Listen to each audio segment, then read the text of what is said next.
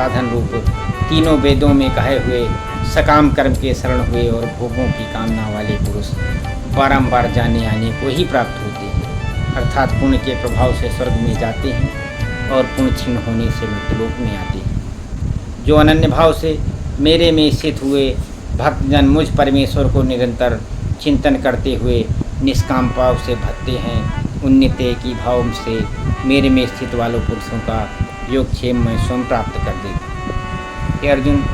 यद्यप श्रद्धा से युक्त हुए जो सकामी भक्त दूसरों देवताओं को पूजते हैं वे भी मेरे को ही पूजते हैं, किंतु उनका वह पूजना आविद पूर्वक है, अर्थात अज्ञान पूर्वक है, क्योंकि संपूर्ण यज्ञों का भोक्ता और स्वामी हूँ मैं ही, परंतु वे मुझे अधियज्ञ स्वरूप परमेश्वर को तत्व से नहीं जानते, इसी से गिरते हैं, अर्थात पुनर्जन्म को प्राप्त होते हैं। कारण यही नियम है कि देवताओं को पूजने वाले देवताओं को प्राप्त होते हैं, भूतों को पूजने वाले भूतों को प्राप्त होते हैं, पितरों को पूजने वाले पितरों को प्राप्त होते हैं, और मेरे भक्त मेरे को ही प्राप्त होते हैं, इसीलिए मेरे भक्तों का पुनर्जन्म नहीं होता। हे अर्जुन, मेरे पूजन में सुगमता भी है कि पत्र पुष्प फल जल इत्यादि जो कोई भक्त मेरे लिए प्रेम से अर्पण करता है वो शुद्ध बुद्धि निष्कामी प्रेमी भक्त का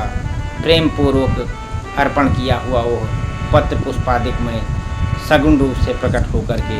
प्रीत सहित खाता। इसलिए हे अर्जुन, तू जो कुछ कर्म करता है, जो कुछ खाता है, जो कुछ हवन करता है, जो कुछ दान देता है और जो कुछ स्वधर्माचरण रूप तप कर्म करता है वो सब मेरे अर्पण कर। इस प्रकार कर्मों को मेरे अर्पण करने रूप संन्यास योग से युक्त हुआ मन वाला तू शुभाशुभ फल रूप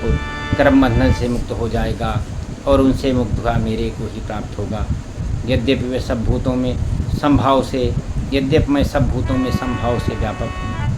न कोई मेरा प्रिय है और न कोई प्रिय है, परंतु जो भक्त मेरे को प्रेम से भजते हैं वे मेरे में और मैं उनमें प्रत्यक्ष रूप से प्रकट हूँ। मेरी भक्ति का और भी प्रभाव सुन, यदि कोई अस्य दुराचारी भी अनन्य भाव से मेरा भक्त हुआ मेरे को निरंतर भजता है तो वह भी साधु ही मानने योग्य है, क्योंकि यह यथार्थ निश्चय वाला है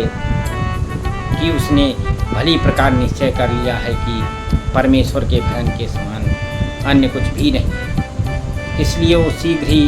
धर्मात्मा हो जाता है और सदा रहने वाली परम शांति को प्राप्त होता है। हे अर्जुन, तू निश्चय पूर्वक सत्य जान कि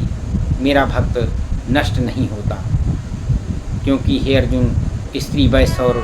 शूद्रादिक तथा पापी होने वाले जो भी कोई होंगे वे भी मेरे शरण होकर तो परम गति को ही प्राप्त होते हैं। फिर क्या कहना है कि पुण्यशील महात्मा जन तथा राजर्षि भक्तजन परम गति को प्राप्त होते हैं, इसलिए तू सुख रहित और क्षण भंगुर तथा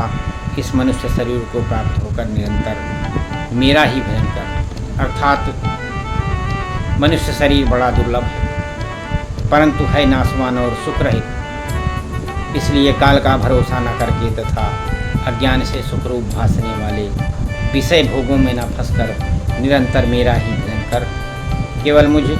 सच्चिदानंद घन वासुदेव परमात्मा में ही अनन्य प्रेम से नित्य निरंतर अचल मन वाला हो और मुझ परमेश्वर को ही श्रद्धा प्रेम सहित निष्काम भाव से नाम गुण और प्रभाव के श्रवण कीर्तन मनन और पठन पाठन द्वारा निरंतर भजने वाला हो तथा मुझे शंख चक्र गदा पद्म और किरीट कुंडल आदि भूषणों से युक्त पीताम्बर बनमाला और कौस्तुभ मणिधारी विष्णु का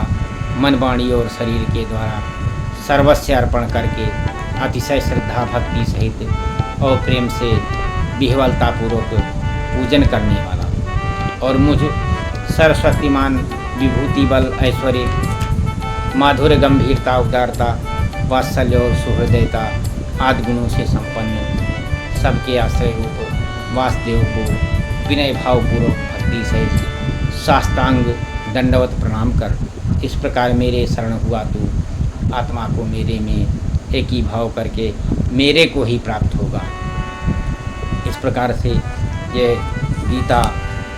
श्रीमद् भागवत गीता रूपी सदैव ब्रह्मदाता योग शास्त्र विषय श्री कृष्ण और अर्जुन के संवाद में राज विद्याराज गुहयोग नामक नवा अध्याय। श्री कृष्ण गोविंद हरे मुरारे, हे नाथ नारायण वा